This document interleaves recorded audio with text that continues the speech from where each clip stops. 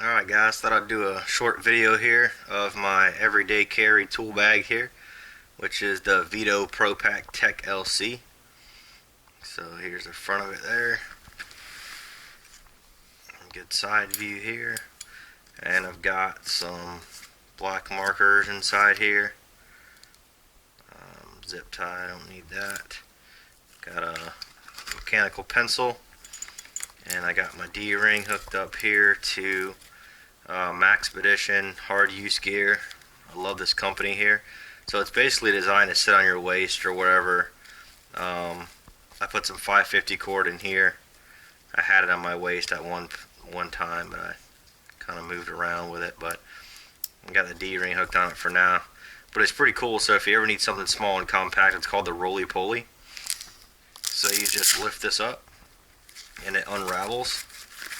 It's basically designed for like military operators, shotgun pouch type thing, whatever, but you just put this in here. It's got a little Velcro thing, and then now you've got a full dump pouch, which, you know, I put algae tabs, coil cleaners, screws, you know, whatever I need, trash, and that, and then you just fold it down, roll it back up.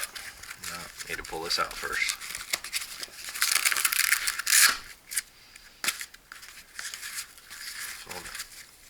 It's got little drawstrings there so you can cinch the top close. Pretty cool. Folds back down. There you go. That's the Maxpedition roly-poly. So I just clip it right here to this D-ring. Right there. It just hangs like that. One thing I do like about Veto Pro Pack is this clip here. So this clip on the shoulder strap, you know, just sets down right inside there. You can see it from this side. So it keeps it out of the dirt and the mud and stuff. Pretty cool. On this side here, got some Velcro straps in case I ever need them attached to my D-rings.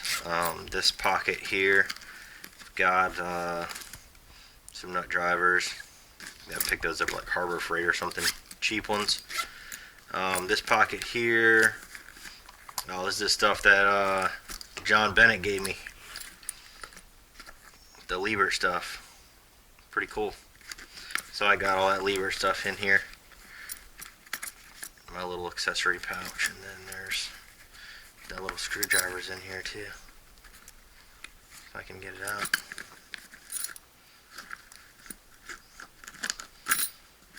Yeah, there it is there. So, thanks buddy. You got your own pouch on my tool bag. Imagine that.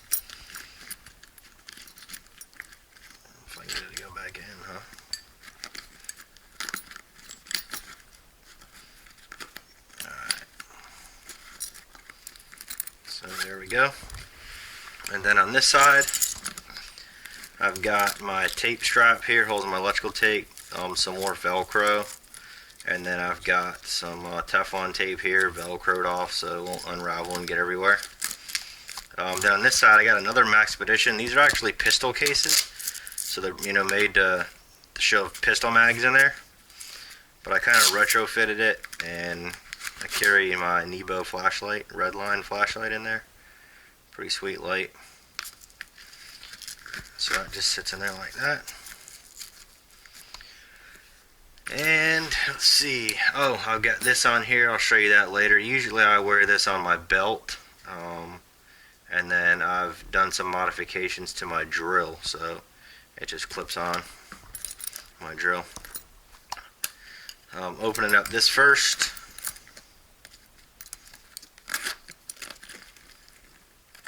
I've got my cheater cord in here, you know, my vacuum pump and whatever I need electrical.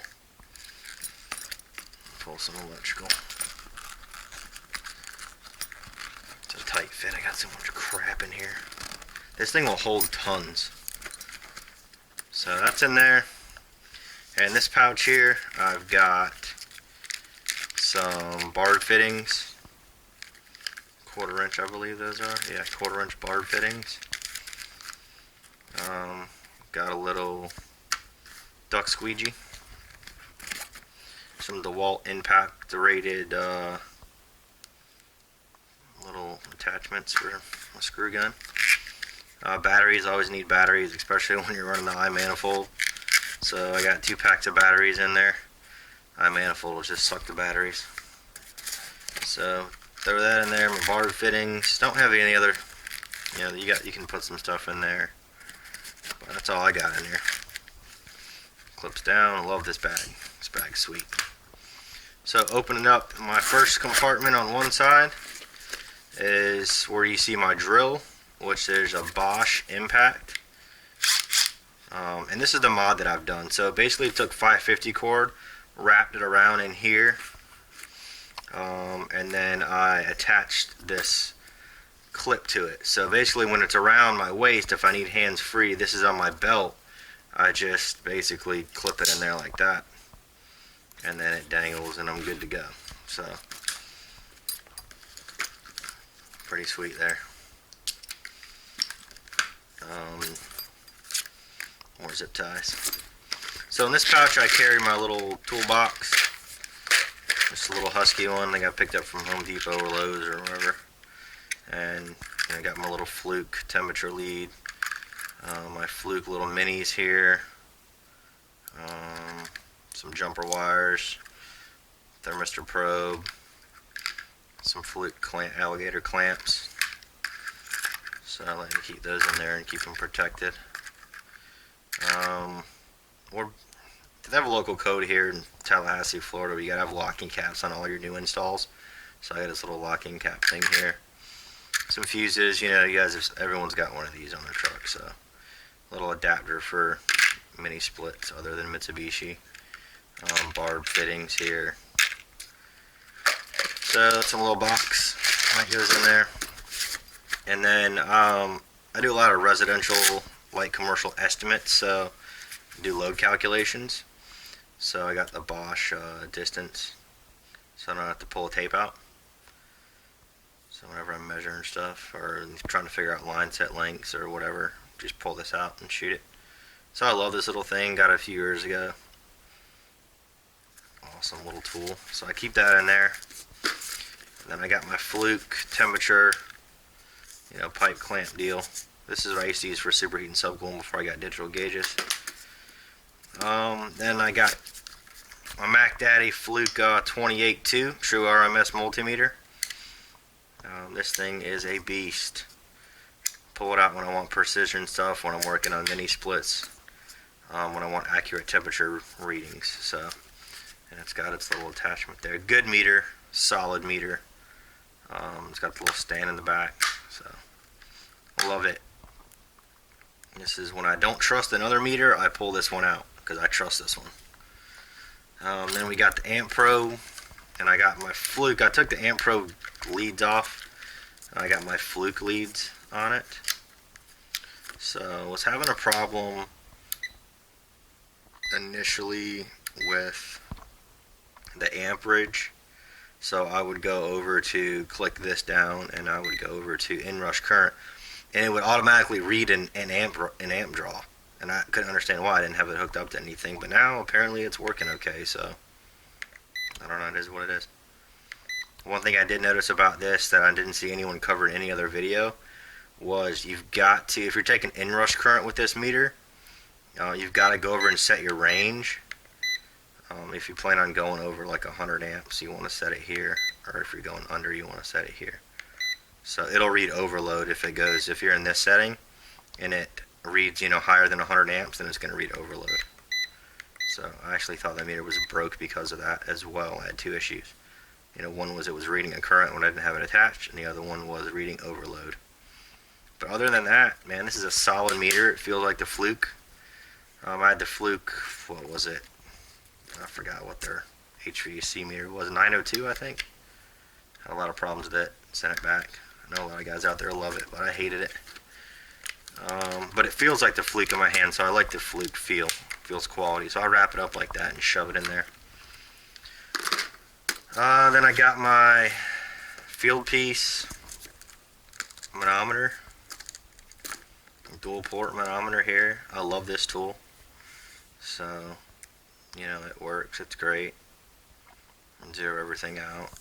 I got my hoses already attached to it. So either take static pressure readings or, gas valves and whatnot, gas pressures. So got that. And then you see these are like neoprene, so they stretch and bend. This one's not. This one's that Cordura type fabric, so it's nice. Pretty much accommodate all your meters.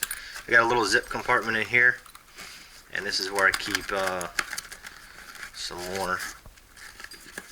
So I got my amp probe leads that came with my amp probe. I have got, those I just keep in there as a backup type deal.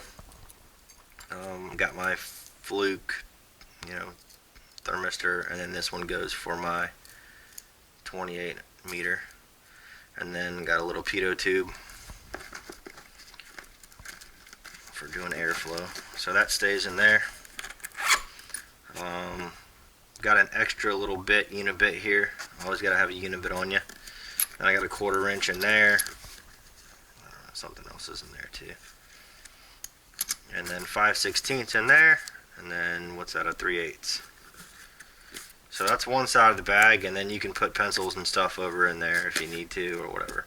I used to have my leads, these ones, when I had a field piece meter, but I got kind of scared, so I would put them in there like this, but I got kind of scared they'd get bent up, so then now they're over here.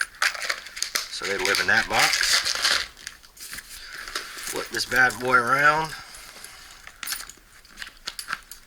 And I already showed you guys what are in here, so unzip this section, and I've got all my hand tools over here.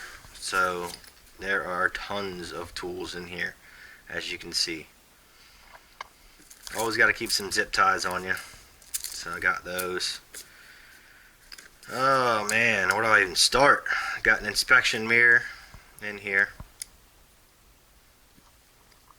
I have got a little drill attachment in there, another little drill attachment in there, another drill attachment there.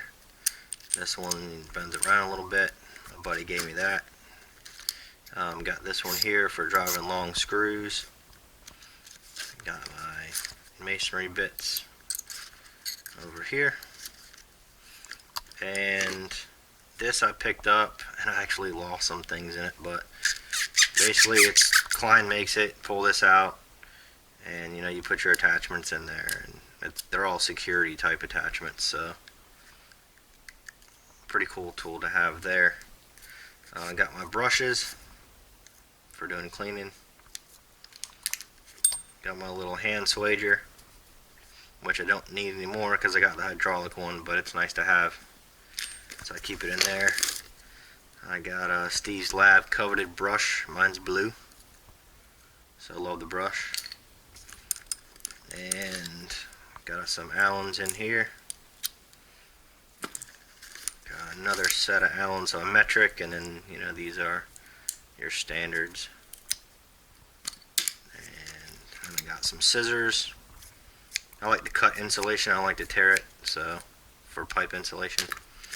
And then always need a pair of snips, so I got a pair of snips in there. Got my Klein wire strippers in there.